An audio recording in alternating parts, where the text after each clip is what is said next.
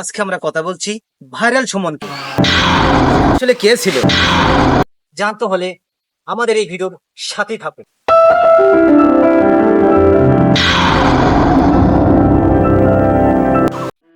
সুমন জন্মগ্রহণ করে সিরাজগঞ্জের শালিয়া বিটা গ্রাম।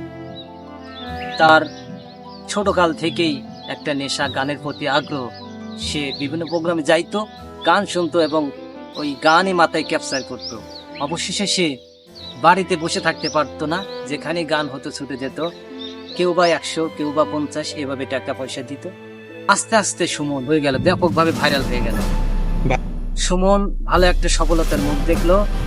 এভাবে চলতে চলতে এক সময় সুমনের একটা রোগের লক্ষণ দেখা দেয়। সেটা হচ্ছে অতিরিক্ত গানের চাপে সে নিঃশ্বাস নিতে পারে না এবং দম বন্ধ হয়ে যায়। এই অবস্থা দেখে তার বাবা মা তার নানির বাড়িতে পাঠিয়ে দেয়। কিন্তু হঠাৎ করেই সুমনের রোগটি বৃদ্ধি পেয়ে সুমন হঠাৎ করে মৃত্যুর কোলে ঢলে পড়ে। এই ঘটনাটি আস্তে আস্তে সমগ্র দেশেই ছড়িয়ে পড়ে। সবাই খুব দুঃখ বেদনা ভোগ করে। সুমন চলে যাওয়াতে অনেক অনেক মানুষ মনে আঘাত পেয়েছেন। বিশেষ করে অনেক চ্যানেলের ক্ষতি হয়েছে।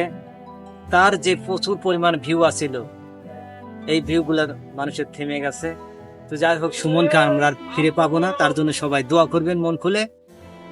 আমরা যেন সুমনের মতো আবার কাউকে খুঁজে নিতে পারি, সেই অপেক্ষায় আমরা আছি। সবাই ভালো থাকবেন। তো আজকের মতো এই পর্যন্তই বিদায় নিচ্ছি। সবাই ভালো থাকেন। সবার প্রতি শুভকামনা। আল্লাহ হাফিজ।